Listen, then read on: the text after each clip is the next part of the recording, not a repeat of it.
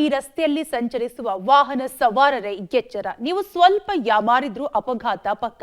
ಯಾಕೆ ಹೀಗೆ ಹೇಳ್ತಿದ್ದೀವಿ ಅಂದ್ರೆ ಈ ಸ್ಟೋರಿ ನೋಡಿ ನಿಮ್ಗೆ ಗೊತ್ತಾಗುತ್ತೆ. ಮೆಜೆಸ್ಟಿಕ್ ಟು ಫ್ರೀಡಂ ಪಾರ್ಕ್ ಹೋಗುವ ಸವಾರರೇ ಎಚ್ಚರ. ವಾಹನದ ಆಯಿಲ್ ಸೋರಿಕೆಯಿಂದ ಸರಣಿ ಅಪಘಾತ. ಆಕ್ಸಿಡೆಂಟ್ ಸ್ಪಾಟ್ ಆಯ್ತು ಫ್ರೀಡಂ ಪಾರ್ಕ್ ಸಿಗ್ನಲ್. ರಸ್ತೆಗೆ ಎಂ ಸ್ಯಾಂಡ್. ಜಾರಿ ಬೀಳುತ್ತಿರುವ ಸವಾರರು. ಹೀಗೆ ಮೇಲೆ ಏಳಲಾಗದೆ ಕಾಲಿನ ಗಾಯದಿಂದ ನರಳುತ್ತಿರುವ ಮಹಿಳೆ. ರಸ್ತೆಯಲ್ಲಿ ಬಿದ್ದು ಡ್ಯಾಮೇಜ್ ಆಗಿರುವ ದ್ವಿಚಕ್ರ ವಾಹನ.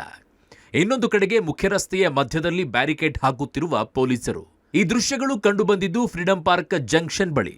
ಕಳೆದ ಒಂದೆರಡು ದಿನಗಳಿಂದ ಈ ಜಂಕ್ಷನ್ನಲ್ಲಿ ಅಪಘಾತಗಳು ಹೆಚ್ಚಾಗ್ತಾ ಇದೆ. ಅದರಲ್ಲೂ ದ್ವಿಚಕ್ರ ವಾಹನಗಳೇ ಹೆಚ್ಚು. ಅಪಘಾತಗಳಿಗೆ ಕಾರಣವಾಗಿರೋದು ಯಾವುದೋ ವಾಹನದಿಂದ ಸೋರಿಕೆಯಾದ ಆಯಿಲ್ನಿಂದಾಗಿ. ಸಾಲು ಸಾಲು ದ್ವಿಚಕ್ರ ವಾಹನ ಸವಾರರು ಬಿದ್ದು ಗಾಯಗಳನ್ನ ಮಾಡಿಕೊಳ್ತಾ ಇದ್ದಾರೆ. ಪ್ರಮುಖವಾದಂತಹ ಸಿಗ್ನಲ್ ಇದು. ಈ ಸಿಗ್ನಲ್ ನಲ್ಲಿ ಸಾವಿರಾರು ಸಂಖ್ಯೆಯಲ್ಲಿ ವಾಹನಗಳು ಓಡಾಡ್ತವೆ. ಪ್ರಮುಖ ರಸ್ತೆ ಇದು.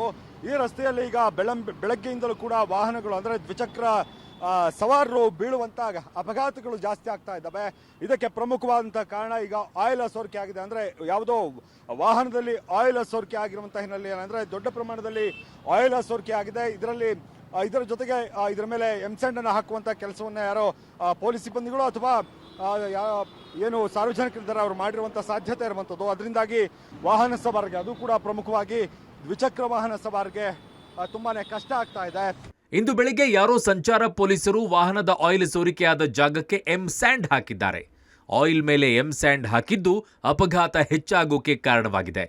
ಯಾವಾಗ ಮಹಿಳೆಯರು ಬೀಳಲು ಶುರುವಾದ್ರೋ ಟ್ರಾಫಿಕ್ ಪೊಲೀಸರು ಮಧ್ಯ ರಸ್ತೆಗೆ ಬ್ಯಾರಿಕೇಡ್ ಅನ್ನ ಹಾಕಿಬಿಟ್ರು.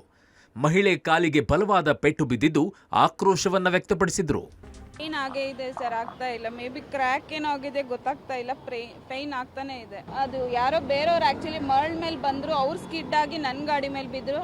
ಬೇರೆಯವ್ರ ಹಿಂದೆಯಿಂದನೂ ಬಂದು ಗುದ್ದಿದ್ರು. ಇನ್ನು ಆಯಿಲ್ ಹಾಗೂ ಮರಳು ಇದ್ದಿದ್ರಿಂದ ಸ್ಕಿಡ್ ಆಗಿ ಬೀಳ್ತಾ ಇದ್ರು.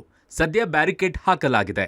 ಆದರೆ ಮುಖ್ಯ ರಸ್ತೆಯಲ್ಲಿಯೇ ಈ ರೀತಿ ಬ್ಯಾರಿಕೇಡ್ ಹಾಕಿರೋದ್ರಿಂದ ಟ್ರಾಫಿಕ್ ಜಾಮ್ ಆಗಿದೆ. ಕೂಡಲೇ ಈ ಬಗ್ಗೆ ಸಂಬಂಧಪಟ್ಟ ಅಧಿಕಾರಿಗಳು ಕ್ರಮ ಜರುಗಿಸಬೇಕಿದೆ. Madesh, public TV, Bengaluru.